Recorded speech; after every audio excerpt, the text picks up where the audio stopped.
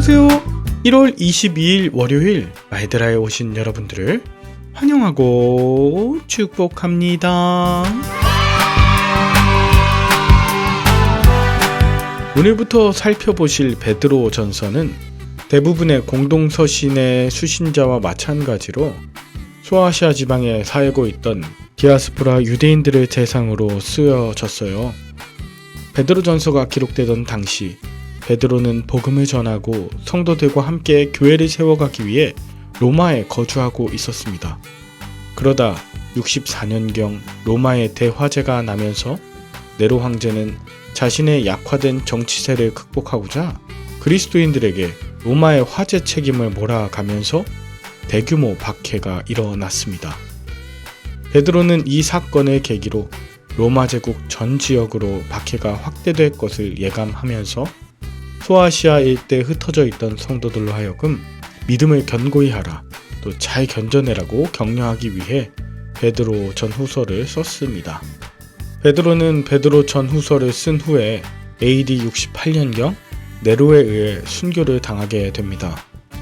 그러니까 자신에게 있을 고난과 박해 상황에 전전긍긍하기보다 당시 초대교회 성도들의 깊은 탄식과 절망을 위로하기 위해 이 서신을 썼고요. 이것은 저와 여러분들에게도 특별한 위로와 격려로 전해집니다. 오늘부터 함께 묵상하실 베드로 전서를 통해 하나님의 특별한 음성이 들리길 축복합니다. 그러면 오늘도 힘차게 마이드라를 시작해 볼까요? 자, 출발!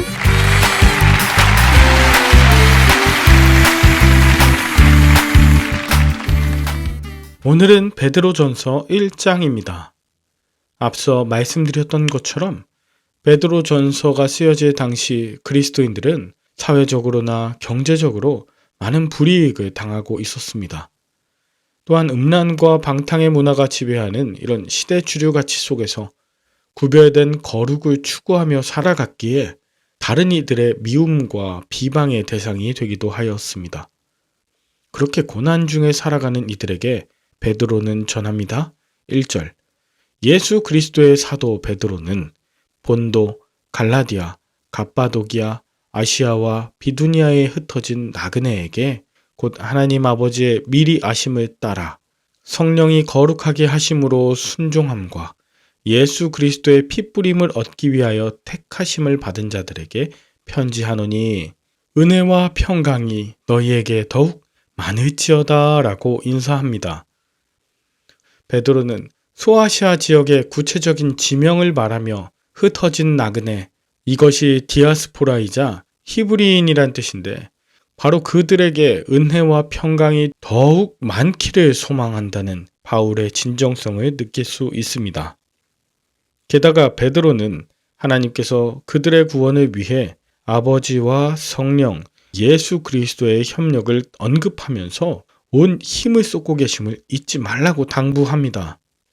다른 어떤 것보다도 바로 나 한 사람을 구원하기 위해 하나님께서 예수 그리스도의 십자가 사건과 성령의 능력으로 말미암아 나를 구원하여 주신다는 이 소식이 흩어져 고난당하고 있는 그들에게 얼마나 큰 울림과 감격이 되었을까요? 이제 디아스포라 유대인들은 그저 흩어져서 사는 존재들이 아니라 세상 곳곳으로 뻗어나가 제사장의 역할을 감당하는 자들이라는 이 정체성은 삼위일체 하나님께서 전심으로 돕고 계신다는 믿음 안에서 온전히 완성될 것입니다.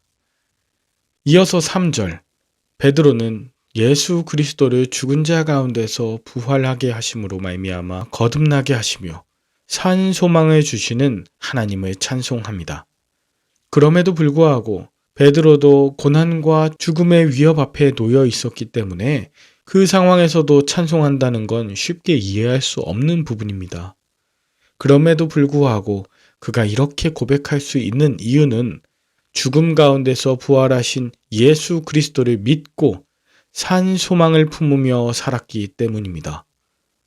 베드로는 4절에서 썩지 않고 더럽지 않고 쇠하지 않는 유업을 잊게 하신다면서 하나님이 주시는 산 소망이 얼마나 귀하고 값진 것인지 대조합니다.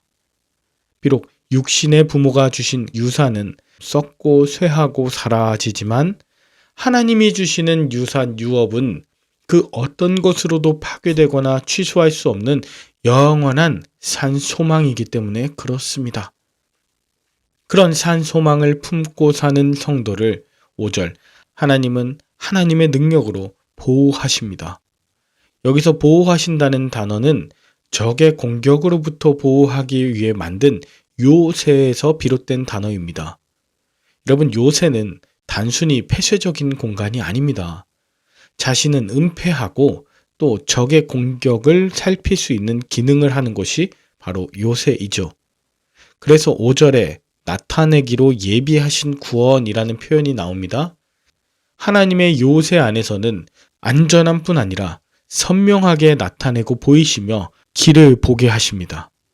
그래서 6절, 잠시 근심할 수는 있어도 크게 기뻐할 수 있고 7절, 그 믿음이 더욱 연단받아 예수 그리스도의 재림의 때에 칭찬과 영광과 존귀를 얻는 최후 승리가 있음을 기억하게 합니다. 전쟁과 같은 상황에서 거룩한 요새 안에 그들이 보고 확신하는 것은 다른 것이 아니었어요. 바로 말씀입니다. 말씀을 이루신 예수 그리스도입니다. 보게 하시고 인도하시는 성령의 능력입니다. 그래서 베드로는 15절 오직 너희를 부르신 거룩한 이처럼 너희도 모든 행실에 거룩한 자가 되라며 17절 외모가 아닌 각 사람의 행위대로 심판하시는 하나님을 두려워하고 22절 자신의 영혼을 깨끗하게 하여 거짓이 없이 형제를 사랑하기에 이르러 마음으로 뜨겁게 서로 사랑하라고 합니다. 말씀으로 구원을 확실하게 보았다면 행함으로 거룩을 이루어가는 것, 그것이 마지막 때의 성도들의 모습입니다. 그래서 마지막 23절에서 25절 너희가 거듭난 것은 오직 살아있고 항상 있는 하나님의 말씀으로 되었고 24절 풀은 마르고 꽃은 떨어지되 25절 오직 주의 말씀은 세세토록 살아있음을 나타내는 능력이 복음이요 말씀이라는 것으로 오늘의 본문을 마칩니다. 여러분은 오늘 본문을 통해 무엇을 느끼셨나요? 사회적, 육체적, 재정적 어려움을 겪을 때 나도 모르게 위축되거나 당장 눈앞에 썩을 것을 의지하진 않나요? 환난이나 시험이 찾아올 때 하나님을 원망하며 근심하나요? 아니면 믿음의 연단임을 알고 크게 기뻐하며 담대한가요? 마지막으로 내가 받은 이 구원의 기쁜 소식과 복음을 전하며 행해야 할 사람은 누구인가요? 주님이 나의 요새가 되시고 방패요 산성이심을 믿고 오늘도 내게 하시는 그 선명한 말씀을 붙드시는 하루 되시길 바랍니다. 잠시 피었다가 지는 꽃처럼 이 땅의 영광과 자랑 아닌 오직 예수 그리스도 자랑, 복음을 살아내시는 저와 여러분들의 하루 되시길 축복하며 함께 기도할까요? 하나님 아버지, 제가 나그네임에도 불구하고 이 땅에 썩어지고 더럽혀지고 취할 것에 마음을 빼앗겨 근심했던 것을 회개합니다. 이제는 산소망으로 하늘의 유업을 구하고 시험의 때를 잘 통과하여 연단된 믿음으로 기뻐하며 주신 말씀을 온전히 붙들고 나누며 살게 하옵소서. 하나님께만 모든 소망을 두고 진리의 말씀으로 제 곁의 지체들을 진실하게 사랑하도록 도와주시옵소서. 나를 위해 전력으로 구원을 이루시는 예수님의 이름으로 기도합니다. 아멘. 오늘도 좋은 하루 되시길 바라며 저는 내일 다시 찾아뵙도록 하겠습니다. 샬롬.